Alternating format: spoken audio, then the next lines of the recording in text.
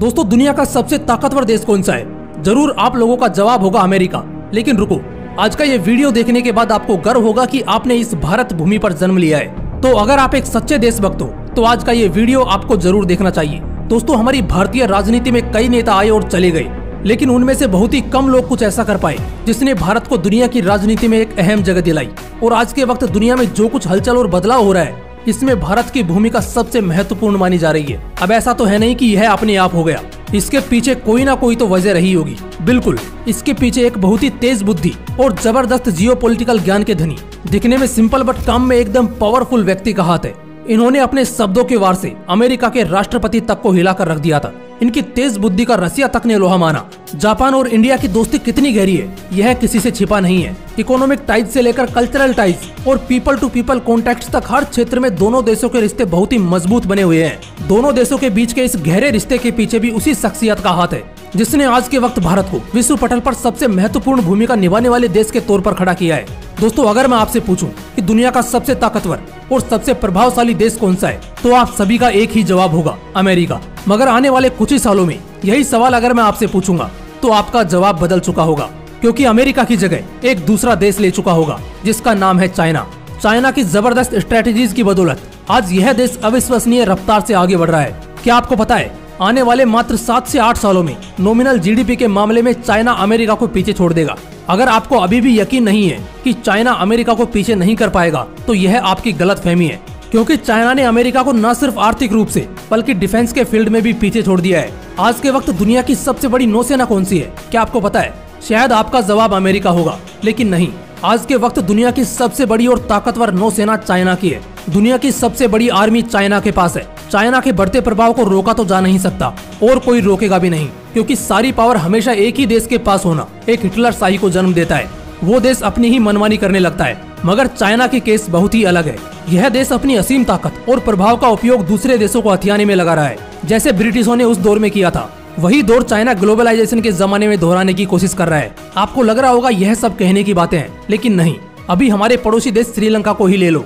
पहले तो पैसों का लालच देके चाइना ने श्रीलंका को बिलियंस ऑफ डॉलर्स का लोन प्रोवाइड किया। उसके बाद जब श्रीलंका इस लोन को चुका नहीं पाया, तो चाइना ने उनका पूरा का पूरा पोर्ट यानी कि बंदरगाही कब्जा लिया।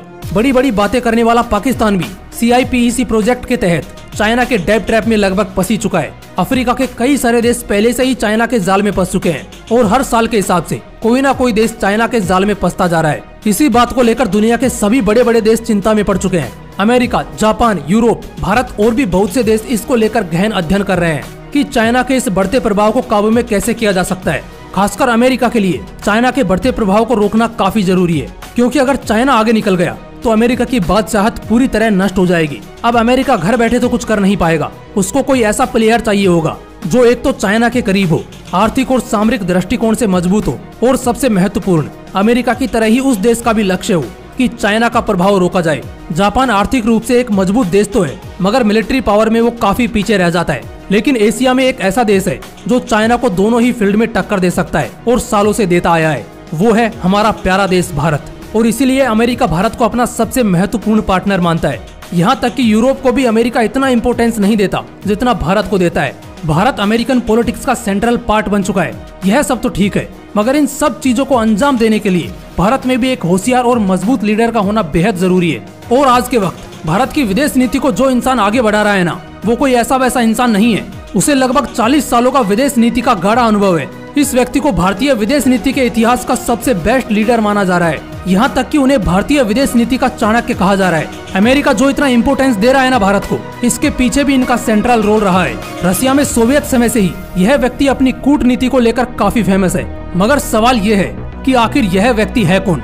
वैसे वीडियो के आखिर में तो इसका जवाब मिल ही जाएगा, लेकिन अगर आपने गैस कर लिया है तो कमेंट बॉक्स में जरूर बताइएगा। दोस्तों, देश के प्रति सच्ची निष्ठा रखने वाले इस देशभक्त का जन्म 9 जनवरी 1955 को देश की राजधानी दिल्ली में एक बहुत ही नामचीन फैमिली में हुआ था। इनके पिता एक बहुत ही फेमस सिविल सर्वेंट थे।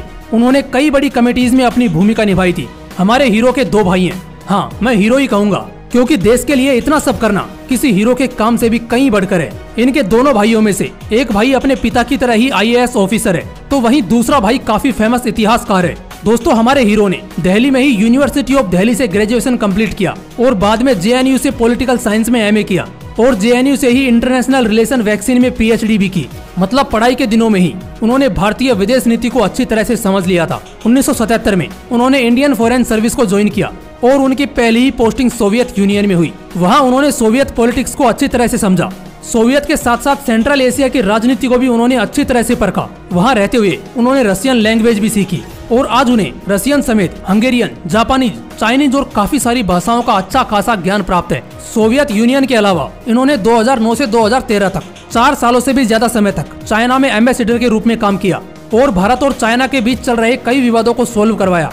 आज के समय चाइना और इंडिया के बीच का ट्रेड $100 बिलियन से भी ज्यादा है। इसके पीछे भी इन्होंने ही काफी भूमिका निभाई है। इसके बाद 2013 से लेकर 2015 तक ये अमेरिका में भी एम्बेसडर रहे। 2015 में PM मोदी की विजिट को काफी ज्यादा सफल बनाने में इन्हीं का हाथ था। कहा जाता है कि PM मोदी उसी वक्त इनकी कूटनीति के कायल हो गए थे।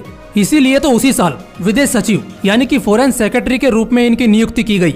फॉरेन सेक्रेटरी के रूप में भी इन्होंने बड़े बड़े कामों को अंजाम दिया, जिसमें क्वाड ग्रुप को फिर से जिंदा करने में इनका सबसे बड़ा रोल रहा। जापान के साथ टाइज और ज्यादा बनाए गए, सऊदी अरब के साथ रिश्तों को नई ऊंचाइयों पर पहुंचाया। आज अमेरिका के साथ ही यूरोप के लिए भी इंडिया एक बेहद अहम पार्टनर है। इसमें भी इसी व्यक्ति का हाथ रहा है। PM मोदी को किसी भी सूरत में इनको खोना नहीं था। इसीलिए रिटायरमेंट के बाद भी इनका कार्यकाल 1 साल और बढ़ाया गया। जब यह कार्यकाल खत्म हुआ तब PM मोदी की अगुवाई वाली सरकार में साल 2019 में इन्हें सीधा भारत का विदेश मंत्री बनाया गया। इसी का नतीजा आज हमें देखने को मिल रहा है कि यूक्रेन रशिया वार में जहां सभी देश भारत पर हर तरफ से प्रेशर डालने का प्रयास कर रहे थे, मगर हमारे इस देशभक्त की सुप्रीम विदेश नीति के सामने सभी फेल हो जाते हैं। हाल ही में ये जब अमेरिका गए थे तब इन पर काफी प्रेशर डाला गया, मगर इनको ऐसे मामलों को कैसे हैंडल करना है इसका 40 सालों का इन्हें एक्सपीरियंस है। ऐसे ही थोड़ी ना इन्हें चाणक्य कहा जाता है। अमेरिका के इसी दौरे पर जब इन्हें सवाल पूछा गया कि सैंक्शन के बावजूद आप रशिया से कच्चा तेल क्यों खरीद रहे हो, तो इन्होंने जो जवाब दिया ना वो काफी सवेज था। उन्होंने जवाब दिया